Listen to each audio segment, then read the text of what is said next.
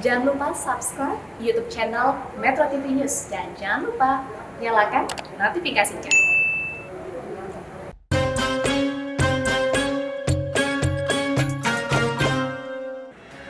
Kullu nafsin za'iqatul maut. Setiap yang bernyawa, bernafas pasti akan menghadapi kematian. Nah, kita sebagai manusia menyikapi kematian adalah berpisahnya ruh dengan badan kita. Tadi Profesor menyampaikan kepada kita di segmen awal, tidak hanya itu. Konsep kematian di dalam Islam lebih luas lagi. Bahkan pada saat kita berzikir, kita sedang menyatukan diri kita dengan Sang Ilahi, pada saat ruh keluar dari badan kita seolah-olah kita dekat dengan Sang Ilahi, itu termasuk juga bagian dari kematian. Artinya innalillahi wa inna ilaihi rajiun. Saya tidak akan berani menggali lebih dalam karena sudah ada Profesor. Silakan Prof, kami mohon pencerahannya. Iya. Jika yang dimaksud kematian itu adalah hancurnya totalitas manusia ini, nggak ada apa-apanya lagi. Maka kita tidak pernah mati sebetulnya nantinya. Masya Allah. Ya. Kata siapa? Roh itu mati. Iya. Ada nggak ayat atau hadis yang mengatakan roh itu mati? Nggak ada. No. No. Nah, intinya manusia itu di badan ini atau di roh itu? Di roh. Roh, Di ya roh. kan? Iya. Ya. Manusia itu makhluk abadi. Iya. Mempunyai wujud abadi. Apa yang dimaksud wujud abadi? Suatu wujud yang diawali ketiadaan Masya Allah. dan tidak akan diakhiri dengan ketiadaan. Bedanya dengan Allah atau Tuhan, itu disebut wujud azali. Wujud yang tidak diawali ketiadaan dan tidak akan diakhiri ketiadaan.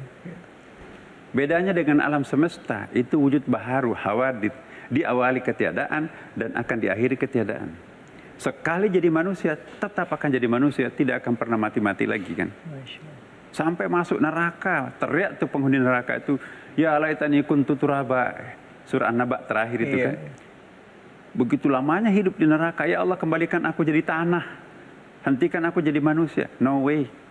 Sekali jadi manusia, tetap jadi manusia, tidak akan pernah mati. Jadi apa yang dimaksud mati sebetulnya? Jangan pernah beranggapan bahwa mati itu udah selesai. No. Itu cuma pindah kamar kok. Kamar sebelah itu rahim ibu, kamar di sini alam fana dunia. Besok kita dijemput malaikat maut, pindah ke kamar sebelah. Alam barzah. Alam barzah. Ada kehidupan di situ, memang kita masih hidup, rohnya hidup kok. Ada komunikasi interaktif kalau kita mau. Bagi mereka yang memenuhi syarat, lihat dalam kitab kuning itu banyak tuh. Ayat hadisnya juga sudah saya bacakan tadi. Dan kehidupan nanti itu yang kamar terakhir adalah hari akhirat, ya kan. Sampai neraka abadi, sampai di surga juga abadi. Jadi manusia itu makhluk abadi. Apa artinya makhluk abadi? Gak akan pernah mati-mati. Apa yang mati? Mati itu pindah tempat. Tapi yang disebutkan tadi kullu nafsin za'iqatul maut, memang setiap yang makhluk bernyawa itu pasti akan mati dalam pengertian hancurnya tubuh, ya, perginya roh. Rohnya kembali kemana? Kepada Allah kan. Nah itu nanti akan mempertanggungjawabkan seluruh perbuatan di dunia. Nah itu kan. Meskipun dianggap bahwa kematian itu biasa, lantas jangan kita beranggapan kalau begitu, membunuh orang, nembak orang, nggak ada masalah kok. Nanti juga pindah kamar aja. No, tidak bisa. Karena di situ ada persoalan psikologis, ya kan? Ada persoalan rasional, ada persoalan kepentingan dan sebagainya. Banyak efek-efek duniawinya, ya kan?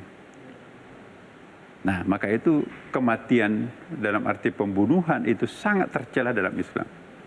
Ya. Meskipun nyawa itu takdir dari Allah. Tapi kalau orang melakukan pembunuhan, ia menyebabkan orang lain itu mati meskipun itu takdirnya mati pada saat ujung senjata, ya kan? Ya, jangan udahlah nggak usah dihukum, kan takdirnya mati ditembak. No. Kita juga dalam Islam itu, hukum Islam itu ada ayatnya kan? Man qatala nafsan bighairi nafsin aw fasadin fil ard faka'annama qatalan nasa jami'a wa man ahyaha faka'annama ahyan nasa jami'a.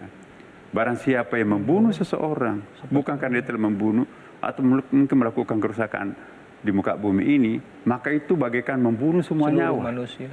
Jadi melenyapkan satu nyawa sama dengan melenyapkan semua nyawa yang lain.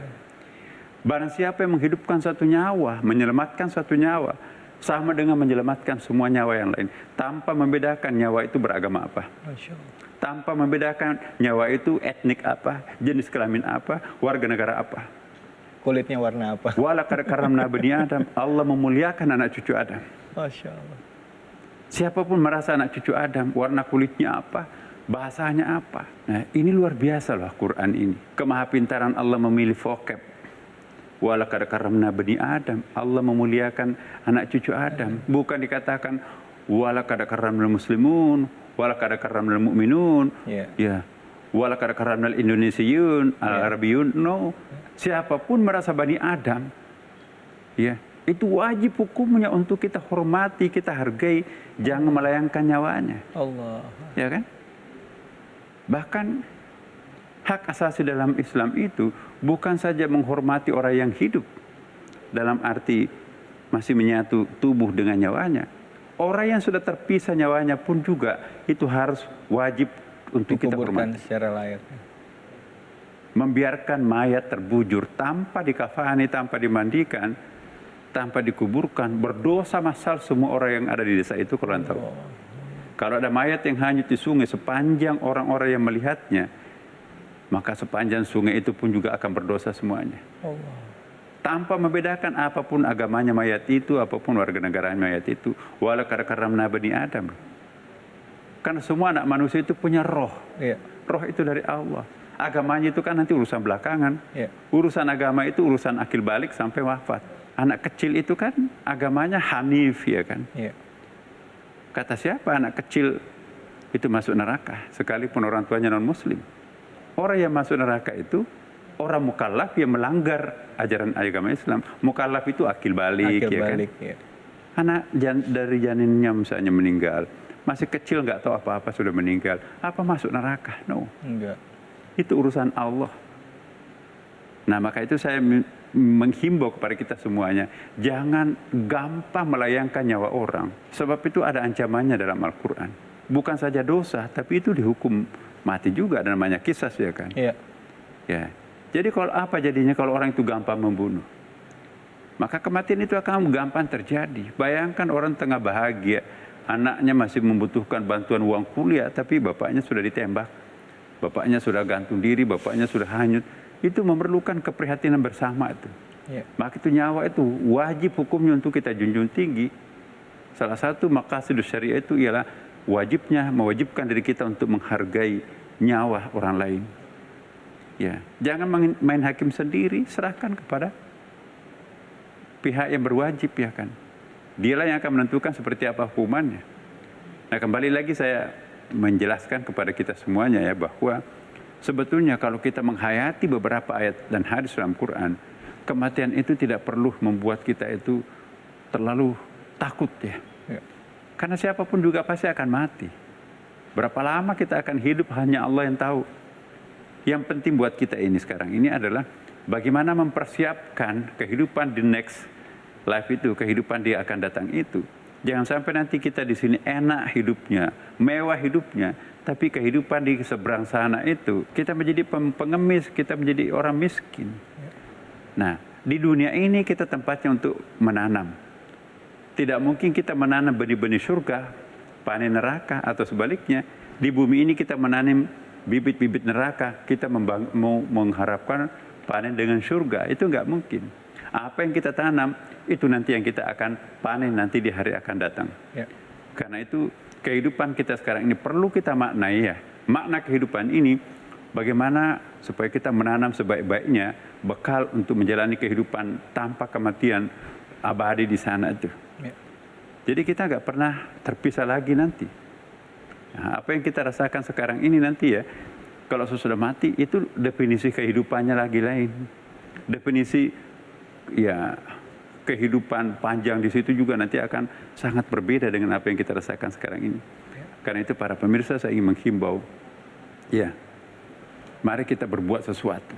Dosa yang paling besar itu adalah membunuh. Ya. Hindari apa yang disebut dengan pembunuhan, termasuk membunuh diri sendiri. Semoga Allah betul-betul memberikan kesadaran perlindungan kita untuk menghargai nyawa seseorang atau nyawa diri kita sendiri. Ya. Kita lanjutkan setelah ini. Baik, Prof. Ada satu pertanyaan, Prof, sebelum kita lanjutkan lagi. Dalam beberapa budaya di seluruh dunia ini, kadang ada yang melegalkan artinya membunuh orang lain. Hukuman mati. Ya, hukuman mati, ataupun mungkin sebagai harga diri gitu. Sebagai hukuman bagi orang, karena ini masalah harga diri. Saya boleh untuk melakukan itu. Nah, bagaimana kita menyikapi itu? Tapi nanti ya Prof ya. Hanya di sini di Khazanah Islam, tentunya di Metro TV bersama dengan Imam Besar Masjid Istiqlal Profesor Dr. Nasaruddin Umar. Kalau kita menghargai nyawa seseorang, berarti kemanusiaan itu akan terpelihara. Masya Allah, saya kira agama apapun yang kita anut, tidak pernah ada orang yang melakukan pembolehan, pembenaran terhadap pembunuhan.